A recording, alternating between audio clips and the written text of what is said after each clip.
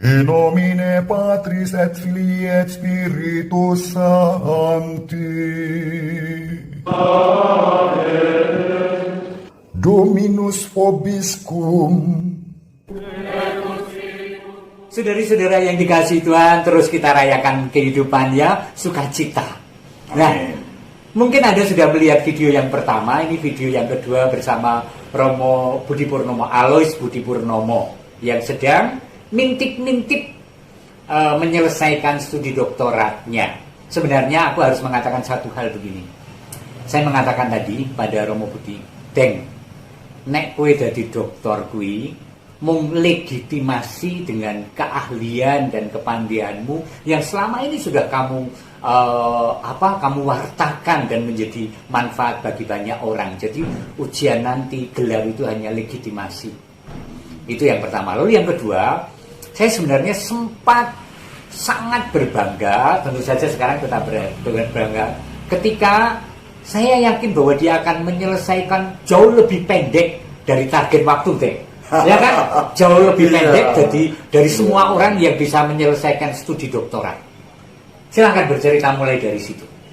Ya, kan studi ini merupakan bagian dari perutusan, Romo. Jadi Bapak Uskup menugaskan saya di Unika sebagai pastor kepala kampus ministry tahun 2017, lalu tahun 2019 ditambah dengan tugas studi program dokter ilmu lingkungan ini. Dan ya puji Tuhan, dalam waktu 2019 sampai sekarang kan terhitung kurang lebih 2,5 tahun ya, sudah bisa selesai. Dan syukur pada Allah, itu bagian dari satu, ketaatan pada Bapak Uskup, kedua ya perutusan. Jadi kita menjalankan perutusan dengan komitmen mempersembahkan yang terbaik dalam hidup kita. Kan kita dipanggil mempersembahkan yang terbaik meskipun kita ini lemah, rapuh, ringkih, bahkan berdosa. Yang terbaik karena kita mencintai tugas pelayanan kita. Oke, tentu saja orang lalu bertanya, nanti jadi dokter apa sih spesialisasinya, gitu kan? Ya kan, tema apa yang digali dan bener, isinya ki opo? Betul. Kalau di Unika ini program dokter ilmu lingkungan, jadi kita tahu bahwa lingkungan kita, bumi kita, seperti yang diprihatinkan banyak orang, terutama Paus Fransiskus, yang menegaskan ajaran-ajaran paus-paus sebelumnya. Bumi kita ditimpa krisis ekologi yang semakin hari bukannya semakin membaik, tapi justru memburuk ya. Nah, sebagai umat beriman kita dipanggil untuk merawat bumi ini sebagai rumah bersama. Nah, ilmu lingkungan salah satunya mempunyai komitmen untuk bagaimana merawat bumi ini sebagai panggilan kita ya. Merawat bumi bukan mengeksploitasi, bukan merusak, dengan cara-cara yang sederhana. Misalnya, kalau makan, habiskan, jangan ada sisa satu nasi pun. Kadang-kadang kita bilang ini kan cuma satu nasi, Romo. Iya, kamu bilang satu nasi, tapi 1 miliar orang satu nasi. Sudah ada 1 miliar nasi terbuang sia-sia. Padahal ada miliaran lain kelaparan. Itu ekologis banget, lingkungan banget. Jadi lingkungan bukannya soal tanaman, tumbuhan, ciptaan, tapi juga relasi kita dengan Tuhan, dengan sesama, dengan semesta. Itu inti dari studi saya, dan basisnya adalah ensiklik Laudato Si yang diterbitkan Paus Fransiskus tahun 2015. Nah, Paus mengajak kita semua, orang Katolik, juga umat beragama lain, apapun agama dan kepercayaannya, untuk peduli merawat bumi sebagai rumah bersama dengan gembira, dengan sukacita. Jangan merusak lingkungan, nanam pohon. Contoh sederhana, Romo, misalnya aku dingin nih, lalu kalau di tempat lain cenderung menyalakan heater.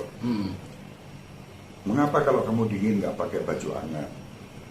Tetap ekologis. Panas nih, buru-buru nyalain AC. Padahal AC itu juga nanti menimbulkan CO2 dan pemanasan dan seterusnya. Kalau panas, kenapa tidak buka jendela?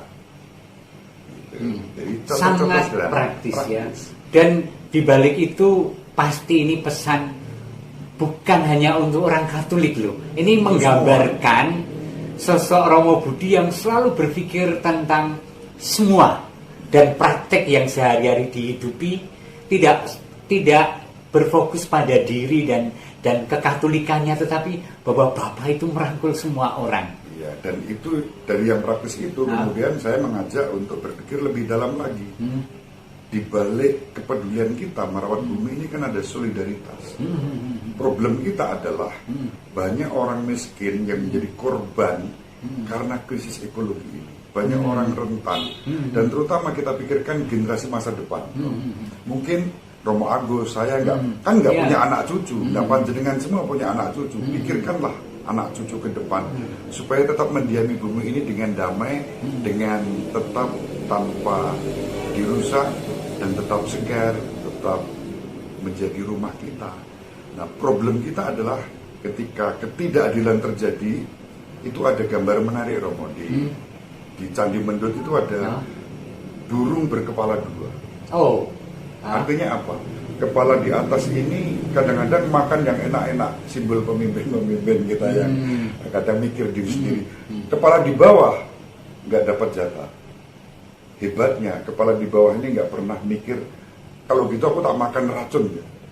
Kalau kepala bawah ini makan racun, yang mati dia juga mati. Nah, solidaritas itu seperti itu. Jadi maka kesatuan antara pemimpin, antara rakyat, antara romo, antara umat, semua tanpa diskriminasi itu penting untuk ekologi. Iya. Kesadaran bahwa hidup ini tanggung jawab bersama, harus dipelihara bersama, itu juga punya pendasaran yang sangat kuat, ya, bahwa kita satu Bapa, ya kan, kita tidak bisa satu kelompok bunuh diri lalu kita menjadi mati juga, gitu ya Romo ya. Satu Bapa yang mengasihi kita, satu bumi rumah kita bersama. Satu bumi, ingat, satu bumi rumah kita bersama ya. Bahkan nanti tariannya itu sangat luar biasa, membangun solidaritas dan persaudaraan yang tanpa basa-basi, Romo ya. Tanpa basa-basi. Dan saya kira pandemi COVID ini setidaknya membuka tabir bahwa kesehatan itu milik bersama. Kesehatan milik bersama, dan pandemi ini terjadi kenapa? Salah satunya yang disebut Paus Fransiskus dalam ensiklik. Karena kita sering merusak alam, akibatnya apa? Muncullah penyakit-penyakit baru. Padahal sebetulnya penyakit ini sudah disediakan obatnya oleh alam. Karena biodiversitas banyak yang hilang, lingkungan rusak, akibatnya obat-obat yang mestinya dengan mudah ada tersedia dari alam juga ikut hilang gitu. Oke, Romo Budi, sekarang pesan terakhir panjenengan untuk kita semua berkaitan dengan ilmu yang panjenengan dalami. Kita dipanggil untuk merawat bumi rumah bersama dan tidak bisa sendirian.